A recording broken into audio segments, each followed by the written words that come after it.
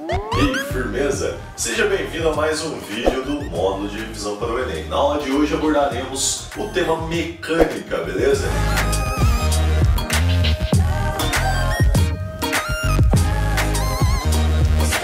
A primeira coisa que você tem que saber, porque vai cair com toda certeza no mundo na sua prova do Enem, são as 3 leis de Newton. É batido, todo mundo fala disso, mas cai. Vai cair com toda certeza e você vai saber resolver os exercícios porque você vai aprender agora como entender as 3 leis de Newton. A primeira delas é a inércia. O que seria a inércia? Aquela frase bonita de um corpo em repouso tende a permanecer em repouso até que uma força atue sobre esse corpo. O que a maioria pensa de forma equivocada é que um corpo em movimento constante, ele está em repouso, porque não há forças atuando nesse corpo. Vamos melhorar esse diálogo aqui. Beleza, todo mundo entendeu que ele está paradinho, a velocidade dele é 0, ele está em repouso, tranquilo, e ele só vai se movimentar se alguma força atuar sobre ele, seja um empurrão, seja um tremor de terra, alguma coisa. O corpo B, ele está em velocidade constante e ele pode ser considerado também em repouso. Esse fenômeno não é tão comum para nós aqui na Terra, porque a gente sempre vai ter uma força atuando na gente, que é a força da gravidade. Mas se a gente pegar algum objeto e lançar no vácuo, ele vai permanecer com aquela velocidade que você lançou esse objeto eternamente até que um outro corpo ou outra força atue sobre ele. Então o repouso simplesmente é estar em uma velocidade constante nula ou estar em uma velocidade não nula constante. Beleza? A primeira lei de Newton é essa. E onde a gente observa mais esse fenômeno? Geralmente quando você tem um exemplo de freada num carro ou algo semelhante. Quando você está ali no carro, você está na mesma velocidade do carro. Vamos dar um exemplo, não sei, de 80 km por hora. Então você e o carro se movimentam a 80 km por hora. Quando o carro freia, ele desacelera, ele vai perder essa velocidade, mas você tende a permanecer em repouso. Por isso o seu movimento é ir para a frente. Caso você não esteja utilizando o cinto de segurança, você vai parar.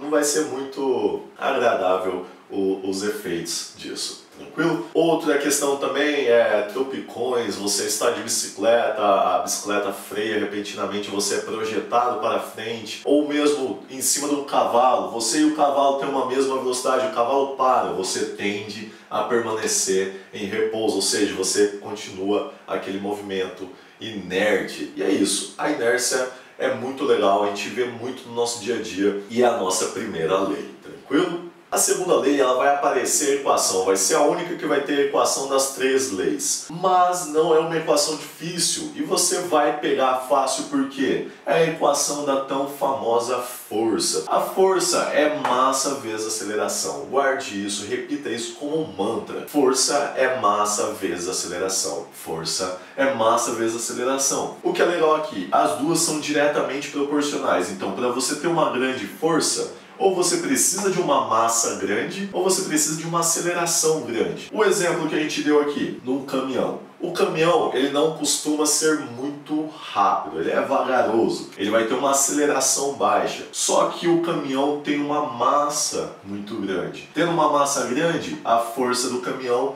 ao colidir com alguma coisa, um muro ou alguém, você tem uma força muito grande sendo imprimida naquele outro objeto. No caso de uma bala sendo disparada por uma arma, é o inverso que a gente observa. A massa de uma bala é muito pequena, é bem pequena. Só que a aceleração dessa bala é alta. Por isso que uma bala disparada por um revólver também tem uma grande força, justamente porque a massa dela é pequena, mas é compensada pela aceleração. Quando você vê uma luta de UFC, os rapazes que são mais magros, as mulheres são mais magras, tem uma categoria ali com peso menor, o que você percebe? Socos mais rápidos, só que raramente você verá nocautes, porque a massa deles é menor, só que eles compensam com a agilidade, então a força acaba sendo proporcional. No caso dos pesos pesados, o movimento deles são mais lentos porque a massa é maior e a aceleração é menor, só que a força é muito grande justamente porque a massa é muito grande, tranquilo? E aqui a gente tem um exemplo da segunda lei de Newton.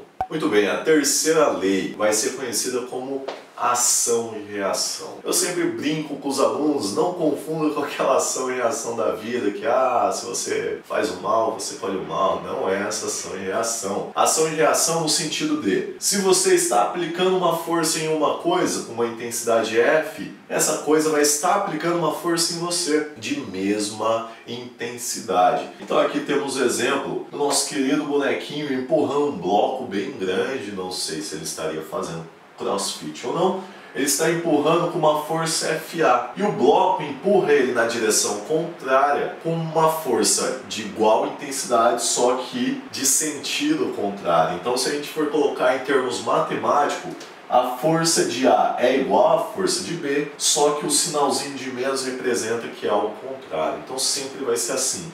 Toda ação tem uma reação. A força que você aplica em alguma coisa vai ser igual à força que aquela coisa aplica sobre você. Caso não existisse essa terceira lei de Newton, se a gente fosse chutar uma bola, a gente não sentiria o peso da bola. Quando a gente batesse na bola, é como se a gente não tivesse atingido nada e a bola ia fazer a trajetória dela.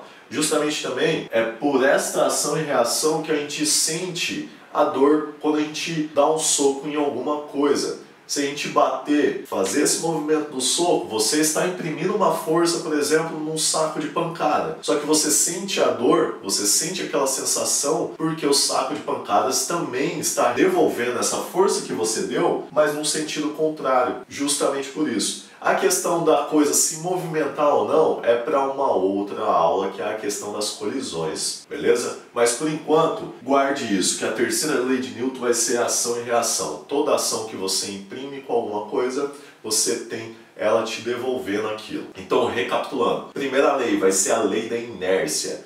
Tente pensar e relacionar com tudo ao seu redor o que poderia ser essa inércia. Se uma coisa está em repouso, ela tende a permanecer em repouso, beleza? Se você procurar na internet, vai ter diversos vídeos fazendo experimentos bem legais de você puxar uma toalha da mesa e todos os objetos que estão em cima permanecem ali, porque os objetos estão em repouso, eles tendem a permanecer naquele repouso. Então você puxa com uma velocidade bem alta, eles mantêm naquela posição. Ou mesmo quando você está no ônibus e você tem uma freada brusca, você vai para frente devido a essa inércia. Você quer continuar o movimento. Sempre pense assim, você estando em um movimento, seja parado ou se locomovendo, você tende a permanecer naquele movimento. A gente pensa só na parte de freada, mas também pode ser na aceleração. Você está em repouso e acelera. Você tem aquela sensação do seu corpo indo para trás, justamente por causa da inércia também. A segunda lei de Newton, força. Sempre se lembre que força vai ser a massa vezes a aceleração. Isso vai te ajudar muito no raciocínio